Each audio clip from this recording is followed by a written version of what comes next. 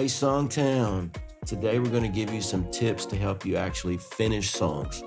We run into a lot of people that say they have trouble finishing songs. They start all kinds of things, but they don't really finish a lot of them. So we got some tips for you. Clay, you want to kick it off? I would say learning to separate the writer and the editor. Yeah. I think a lot of times we get so caught up in we write a couple lines and then, was this right? Should I take out the and? Should it be a but here? And then all of a sudden you completely lost the flow of your writing creativity. Yeah. And you talk about that a lot of times with the different hats that a songwriter has to write. Yeah. I mean, Has to wear. different hats a songwriter has to wear. Absolutely. Yeah, I think it's really important to let creativity flow a lot of times and, let the creativity come to a halt at some point and then edit or wait until come back and edit on a different day. You don't have to edit the song the day you write it. Right. I mentor one person who it really struggles with overthinking things and kind of editing too much. And so I challenged him for our next mentoring appointment. I challenged him to write something right before our appointment and just like get something down, give yourself 30 minutes before our appointment and write something. And so he came into that appointment and he was like, okay, I did it, but I'm not going to say it's good, but it really was good. And he learned a lot from that experience because he took that editor hat off and just let himself be creative. And in many ways, what he wrote was better than some of the stuff that he did a lot of overthinking on because it had a lot of heart. The storyline was very clear because he just let it flow. And there were some little things he could go back and fix, but he didn't have nearly as much to do as he usually has to do, even after he spent hours editing and re-editing and all that kind of stuff. But do you think, because I hear this a lot, people go, oh, just write from the heart and everything will be great. I think there's value in the fact that he had thought a lot about the writing and had learned techniques and structure and all that stuff. But you have to reach a point where you go, okay, I know that stuff. Now I need to put that into the subconscious and start writing more from the heart and stop writing from the head so much. Like, I think there's value in both of those things. Yeah. Someone said something to the effect of great songs are written, hit songs are rewritten. Yeah. And I think there's value for both. It's important to have a good editor brain or editor hat on, but it's really important in the first place to just let creativity flow and then go back to that and edit, and learn to separate those. I think of my editor as sort of I put a toddler that I put in the corner watching a video, while I'm writing. And then when it's time, I bring the editor out, but I don't let that editor get too involved in critiquing while we're writing. Yeah. And I think the more you write, a lot of times when we're writing, the editing thing, you're making tweaks and editing so fast that you learn to do it without interrupting the writing flow. Yeah. So it's not like you're sitting there and contemplating, should it be this way or that way? You're just making quick decisions because your experience has taught you kind of what needs changing here. Yeah. And so I think you can get to that point where you can switch hats back and forth very quickly, but especially in the beginning, you really got to just get that flow going and be creative and then step back and go, okay, what needs fixing here? Yeah, and they can interfere with each other. The creative part of you can interfere with the editor part by saying, well, no, that's inspired. That's, I think that should stay, even though the editor part of you is saying, does this make sense? Yeah. And the editor can come in and interrupt that flow. So you just have to learn to balance those parts of your brain and when you let them do their work. Yeah, we had someone comment the other day in the comments section that songs are only emotion and you don't have to worry about form and structure. It's all about emotion. And it's like, without form and structure of some kind, your emotion is going to get lost. Yeah. It's a balance between the two.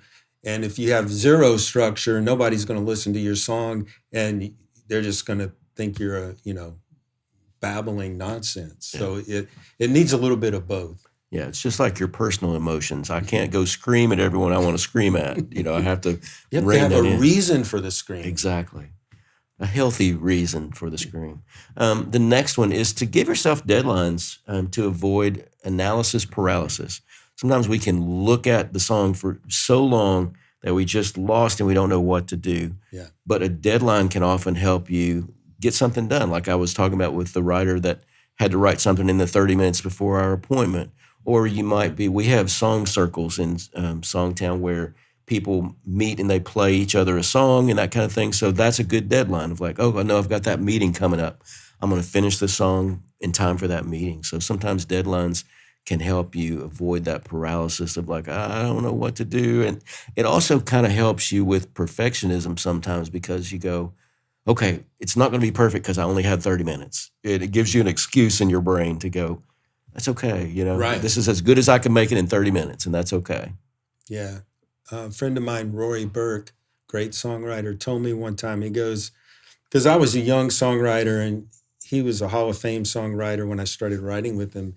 And I was like, well, what do you do when you get writer's block? And he was like, well, I don't get writer's block. I was like, what do you mean? He goes, writer's block is because you've set your bar too high.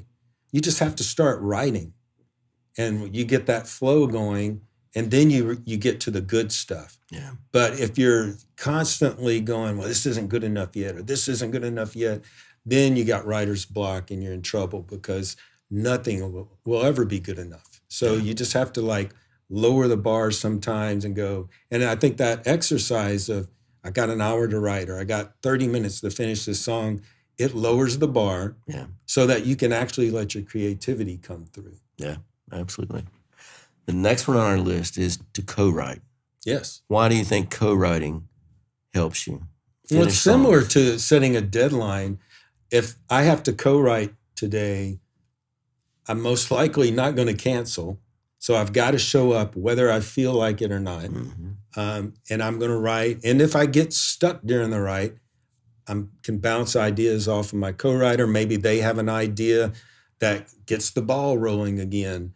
So, I mean, there's just so many good things about co-writing. I mean, for me, when I came to town, I was really good at melodies, wasn't so great at lyrics yet. And writing with people like Tia Sillers, who were, people phenomenal at lyrics, I started seeing how they put songs together lyrically.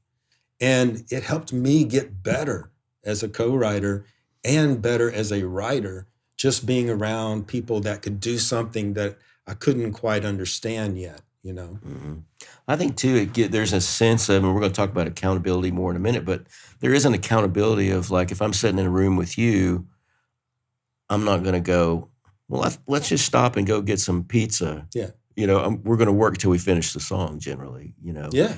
And so I don't want to waste your time. And I think just that extra little bit of accountability can be helpful.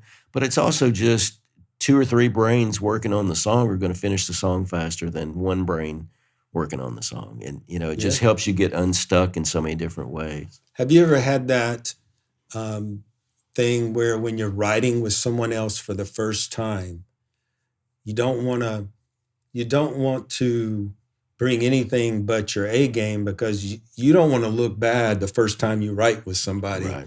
So it kind of makes I like writing for the first time with people because it makes you really bring your A game and step it up. Absolutely. The next one is accountability partners. We need that in a lot of areas, most of us, So there'll be times when I'll say to my wife, I'm going to try to go to the gym 4 times this week because I want that accountability. And when I've told her that, I go, okay, now I've got to do it because I put it out there. I've got somebody kind of holding me accountable for that. And so you can do that with songwriting as well. You can tell your partner or a friend or a co-writer, hey, my goal is to finish 1 song a week. Will you check in on me to give me a little pressure to make sure I'm doing it, And sometimes that's what we need. It's just an accountability partner to encourage us to set goals and to meet them. I really need a happy hour accountability partner. Me too. We could be that for each other. Somebody that say, hey, we haven't had happy hour this week, or today. Yeah. We haven't had happy hour yet today. No, we haven't. And so, I think that would help me be more consistent in showing up for happy hour. I think so. We can do that for each other. We'll talk. The last one is to set parameters for yourself on when a song is done enough. And I'll give you an example. This is hard though, because when you don't have a lot of experience writing yet, how do you know when your song's finished? Well, let's talk about that. Yeah. Some people that I mentor will number which rewrite they're on a lyric sheet. So it'll say the title and it'll say 34. 34 rewrites? Yeah. And you might want to cut that back slightly. So one of the things I worked on with that person was, how many rewrites do you think is reasonable before you should give up on this song? For now. And I said, you don't have to give up on it forever, but just for now, how many rewrites would be reasonable? And they said, maybe 10. And I'm like, okay, you're willing to spend 10 rewrites on every song? Or is it just this song? And we talked about, it was like, well, I really like this idea. And said, okay, let's go with 10. Okay.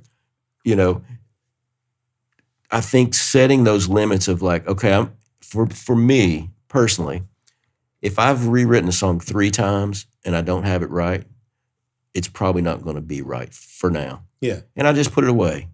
And later on, it may come back.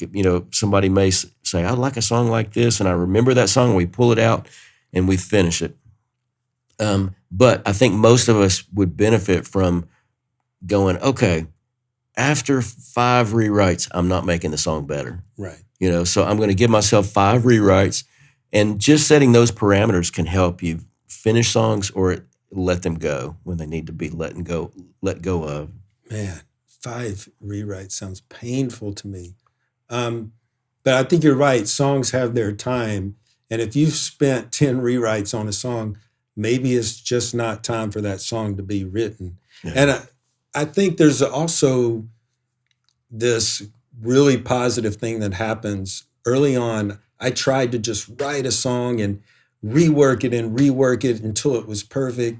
And it was like I was beating my head against the wall and it would never get better. Mm-hmm. And so somebody told me, it's like, write a different song every day.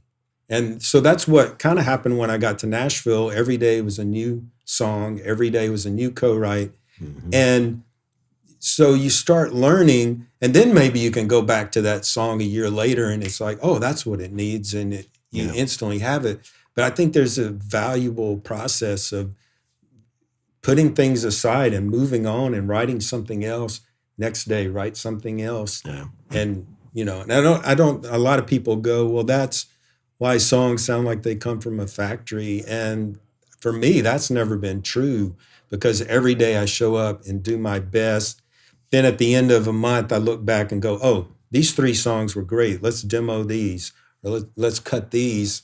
And I think what happens is that muscle, that writing creativity, you keep the flow going, and it's much better than just showing up once a month to try to write a song because, I got an idea today, I'm going to go write it. Mm-hmm. And then you don't have your tools sharpened to actually be able to write it, you need to write it. There's been plenty of times when I would find an old song that maybe was 5 years old that we didn't finish, and I look at it and I go, I know how to finish that now. Exactly. Because I'm a better writer than I was 5 years ago.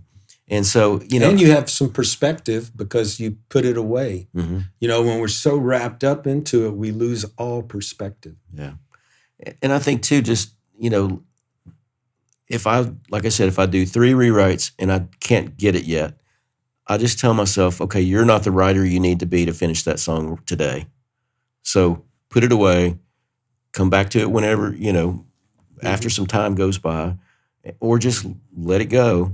And I found that to be really effective for me. It's just 3 is my number. That's how many rewrites it gets. And if I can't get it at that point, I let go of it. So, but how do you know when it's done? Like, how do you know when it needs a rewrite? How do you approach that? Like, you don't just go, I'm going to rewrite it 3 times because I have a rule. Like, how do you determine if it needs a rewrite? That's an excellent question, Clay. We could do a whole podcast on that. I think if I look at it and I go, okay, I'm getting the emotion. I think people are going to get the emotion I wanted for the song. They're going to feel what I wanted them to feel when they hear it. You mean you actually think of the listener? I do. Wow, what a concept. And I think of, are the words in the music communicating that feeling effectively? And if they are, I'm pretty much done, Yeah. And then I'm always wanting to make sure there's nothing confusing in the song. But if there's nothing confusing and the emotion is coming through, then I let the song be done. Yeah. I heard Rick Rubin say, well, you should only create art that you like and don't think about the audience. And I'm like, okay, first of all, he's a producer, not a songwriter, Mm-hmm. and he's not an artist. He's artistic and he's got great taste.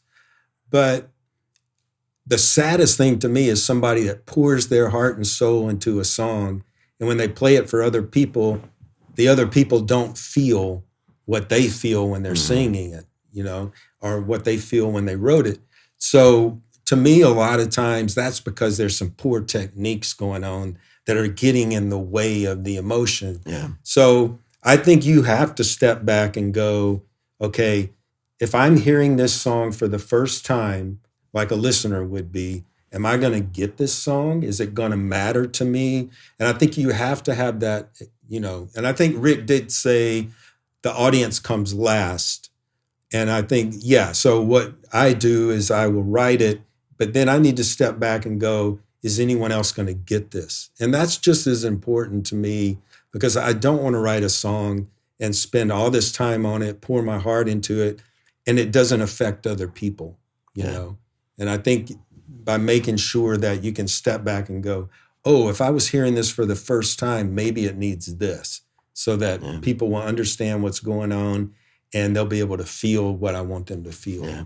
I've seen people at writers' nights. One time in particular, this woman said, this song was about my mother and how much she meant to me. And she plays the song and she's crying. And I wanted to feel that with her, but I had no idea what she was talking about. It was really confusing. It was like inside stuff with her and her mom. And the whole audience was just kind of going, we want to, we want to cry with you. We feel bad for you, Yeah. but we don't have any idea what the song is about or the song. I mean, it's okay. There are some songs that you don't know literally what they're about, but you know what it's about. Mm-hmm. It makes you feel what it's supposed to make you feel. And I think that's where people get confused. They go, well, what about this song? It makes me feel something. I don't know what they're talking about, but that's the purpose. I mean, it makes you feel what they want you to feel. Yeah. If it's so confusing that you're not feeling anything, then it's not a great song. It's not that everything literally has to make perfect sense. So, like we always say, AI can do that. AI can make perfect sense. So it's more about, am I making people feel what I felt when I wrote it? Yeah. And that's what I mean about when I think it's done if it gets that feeling across, because that's the main job of a song, is for the listener to feel what I wanted them to feel, what I felt when I wrote the song. And that means the lyric may not be perfect. There might be some flaws here and there in it, but it's doing the job. And if I edited it too much more, I might take that feeling out. All right. Hey, guys, thanks for watching. Hit the subscribe button if you like what we talk about here. We're all about songwriting. Check out SongTown.com. Great community, great learning, level up place for songwriters. Cheers. Hey, thanks for watching. If you appreciate the content, hit the subscribe button and help us grow. Shout out to Sweetwater Music. It's where Marty and I get all our musical gear. Great people. We'll see you guys around town. Right on.